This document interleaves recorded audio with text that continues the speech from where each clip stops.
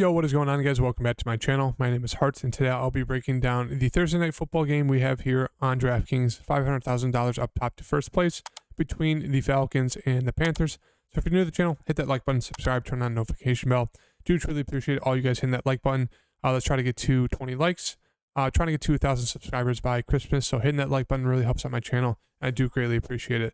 Now let's get into the slate breakdown for this Thursday night football game. So starting at the top here for Cordell Patterson, 11-8. Honestly, not the best price for Cordell. He makes for a safe flex play, kind of a risky captain. The reason why is, the Falcons have kind of realized that they're the best when they're running the ball. They're one of the teams that run it the most in the league. I think they're like top 3 when it comes to rushing the ball every game. So they're going to have a heavy focus on, kind of doing a 3-headed monster when it comes to the backfield. As you can see, the last game, Cordell only played 39%. Obviously, he was coming back, so he was going to be a little bit limited. Keith Smith, more of the fullback, so don't pay too much attention to him. But yeah, Cordell split it alongside Tyler Algier, who played 38%, and then Caleb Huntley, who played 21%. So I think the pecking order is going to be Cordell Patterson, Tyler Algier, and then Caleb Huntley, but they're all going to get their shots. Patterson most likely will see, I'd say, about 60%. I think we can look to the first few weeks, Cordell floated around that 60% mark before he got hurt. Tyler Algier around that 30% mark. And then I think, maybe 10 to 15% of the snaps will go to Caleb Huntley. So yeah, 11-8, not the best price tag, but he obviously has huge upside, as we can see. Great last game against the Chargers.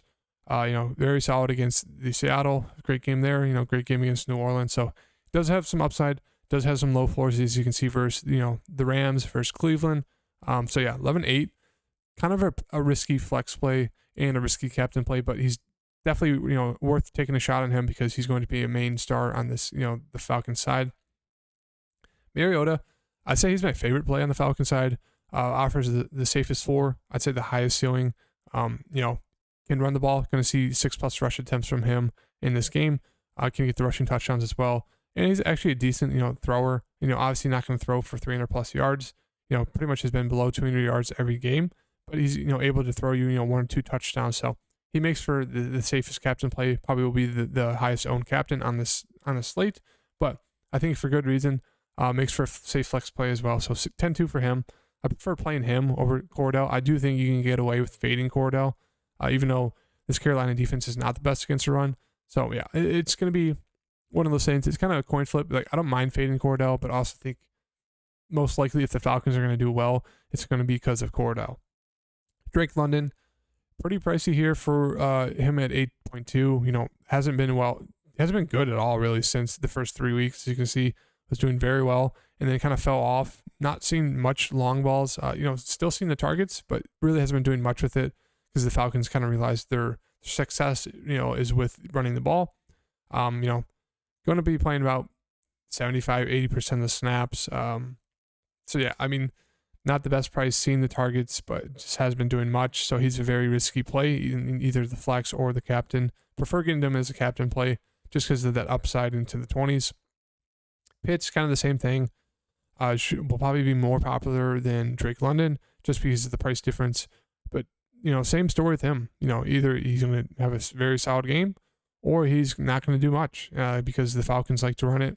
Not going to, force it into these guys. And so, yeah, it's just not the best slate at all, really. It sucks. The price tag for him, 7K, it's okay. He's obviously the main tight end for them, playing about 79-80% of the snaps, but yeah, just don't like the price. It's just gross getting to these Falcon guys just because they're just so boom or bust. Algier, you can definitely take a shot on him. He was very solid in those limited amount of snaps. As I said, should see about 30-35% of the snaps. He got 10 carries for 99 yards. Did get 1 catch, so you could definitely take a shot on him. 6,200, don't mind that. Zacchaeus, not seeing many targets, but he should be playing about 70% of the snaps, 75, wide receiver 2. I'd say maybe just a flex play. Don't really see enough upside there as a captain play for him, unless it's a Hail Mary Unless it's an absolute dart throw, don't really think Zacchaeus is going to pay off as a captain play. Falcons D, 5,200. They've been decent this year, so you could definitely take that shot, going against PJ Walker. A lot of interception opportunity, but 5,200 is a little too pricey for me. But, with how bad, kind of both these teams are and how pricey these, guys at the top are for the Falcons, I don't mind, going to defense just because you start off with those 10 points.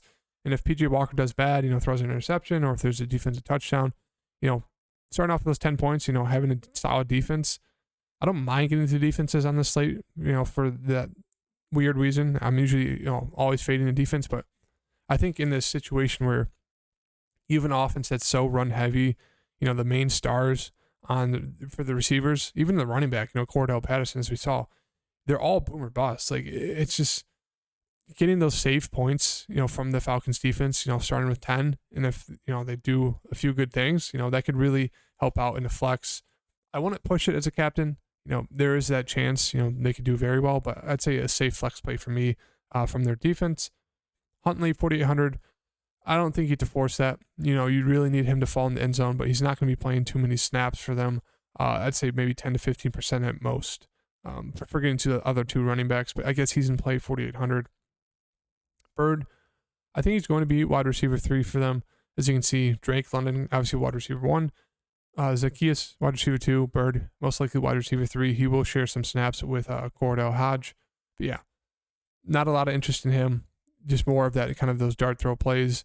2 solid games. 1 catch for 75 yards and a touchdown against Cincinnati, and then 3 for 6 and a touchdown against Carolina. So he could have a big explosive play. So you could definitely take a dart throw on him at captain. Otherwise, I think he makes for a very risky flex play. Koo, he should be very popular.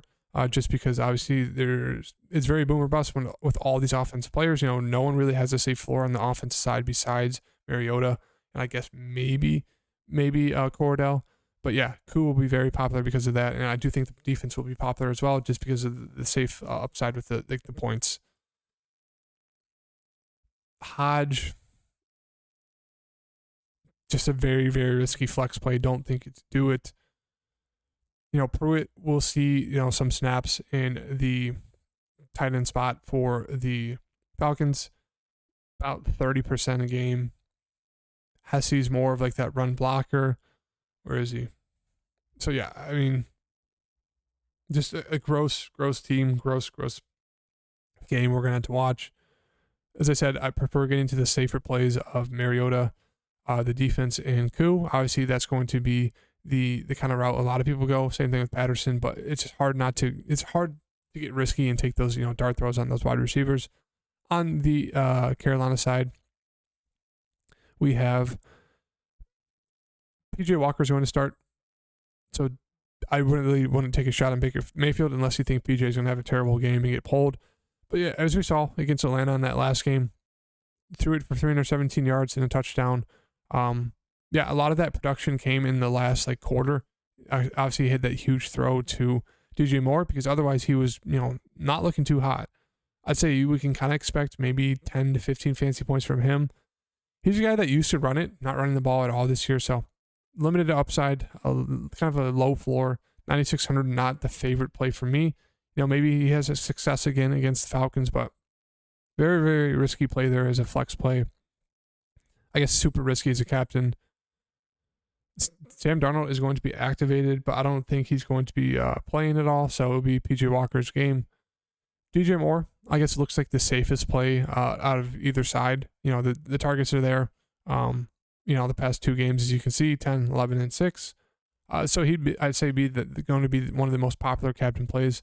Safest flex plays for me on this Carolina side. Terrence Marshall Jr.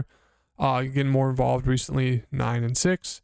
So I really prefer getting to the pass catchers on the Panther side. Obviously, I think most people will, and that means they're going to be more expensive or more higher owned compared to those Atlanta receivers. But I just really prefer getting to that safer floor compared to those Atlanta wide receivers. But that's kind of where you guys can get different from the field. I think everyone's going to tend to go towards those safer plays, and if you want to get risky, that's how you're going to take down a showdown. And you can definitely load up on those Atlanta wide receivers and hope at least one or even two of them has a good game, because if you do that, then you're going to be in a really, really good spot to take down this tournament.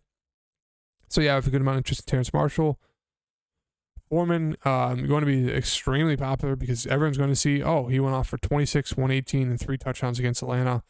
He's going to do it again. So going to be super high owned. I don't mind him as a flex play. Obviously makes, a decent captain play, but do think there's going to be a ton of ownership on him, especially in the captain spot. So you can definitely kind of fade him there and have him more as a flex play. Pretty solid matchup going against this Falcons defense. Don't mind running it back there, but I don't think you can expect 100 plus yards and multiple touchdown game from Foreman, especially with Chuba Hubbard back. So Chuba Hubbard should be back. As we saw, he split the carries with Foreman in that week 6 matchup week 7 against Tampa Bay, in which they won. As we can see here, Foreman played about 54%. Chuba played about 46%. So I do expect that kind of like a 60-40 split, maybe even closer than that, 55-45 for Foreman and Chuba. So you could definitely fade Foreman and get to Chuba. Not going to rush the ball as much. He's more of that, passing threat out of the backfield. Does have some upside, so I don't mind him as a risky captain play. Looks like a decent flex play as well. Yeah, don't mind that. Eddie Pinheiro, just not a good kicker. I mean, you can take a shot on him. A little bit risky, coming off of very bad games. Missed the extra point, missed a field goal versus Atlanta. Didn't have any opportunities against Cincinnati. It was just 3 extra points. So ownership should be down on him. People are going to prefer playing Koo. So I guess I'd rather get to Koo over Pinheiro. But if you want to go for ownership's sake, you can definitely look to Eddie. I just don't really trust it. He's a bad kicker. Panthers defense, not the best. I just don't think you need to play them, especially with how the Falcons, they don't pass it a ton. They're more of a rushing team, so that does limit the upside and defensive touchdown opportunity for the Panthers. So 3,800 just looks okay. Shi Smith should be that wide receiver 3 for the Panthers. DJ Moore, Shi Smith playing a ton of snaps, but all the usage is going to DJ Moore and Terrace Marshall Jr. Laviska, not really playing any snaps, which is pretty interesting. You trade for him and then you really don't play him. Saw 6 targets versus Atlanta, caught 5 of them for 26 yards. So maybe you can take a dart throw there. Hope he gets, kind of the same amount of usage. But as we saw, really didn't play at all in that last game. Only played 6% of the snaps, 29 the week prior. So he's just more of a really, really risky flex play for me. The tight end situation, we got Ian Thomas and Tommy Tremble. Tremble is more of the pass catcher. Thomas is more of the the run blocker. So Trimble, 3,200. Once again, super risky flex play. Don't think he's enough upside as a captain. So I just prefer him as a risky flex play in that 3,200 range. Chenault, just more of a risky flex play as well. Thomas, don't think you need to do it. I mean, that really does it. It's just 2 gross teams, 2 bad teams. The Carolina guys all look a lot safer. The Falcon guys are all a lot riskier. So it's kind of your risk tolerance, kind of which side you want to go to. I think you're really going to have to get to at least, Mariota in the flex, if not the captain. I think DJ Moore, it's really going to be hard not to get to DJ Moore. And then one of those, one, if not both running backs for the Carolina side. Maybe if, you think the Falcons are going to get up big, I'd say, you definitely want to run it back with at least Chuba because he's more of that pass catcher back out of the backfield. And then you have DJ Moore, and that looks pretty solid. Or if you think Foreman's going to run all over the Falcons again, you can definitely look to him. I think you need at least one of those running backs, if not both. I do think they could both go off for a very solid game, as we saw in week 6 against the, or week 7 against, Tampa Bay. They both had a very solid game. I think 15 for Chuba, 19.5 for Foreman. So that's definitely a way to get different from the field, is playing both of them together. But yeah, not much to like right now. I think, Mariota, DJ Moore, and then I guess I'll go with Chuba and Foreman. As right now, this is kind of the route I'm going. Leaves you with, 8,500 left over.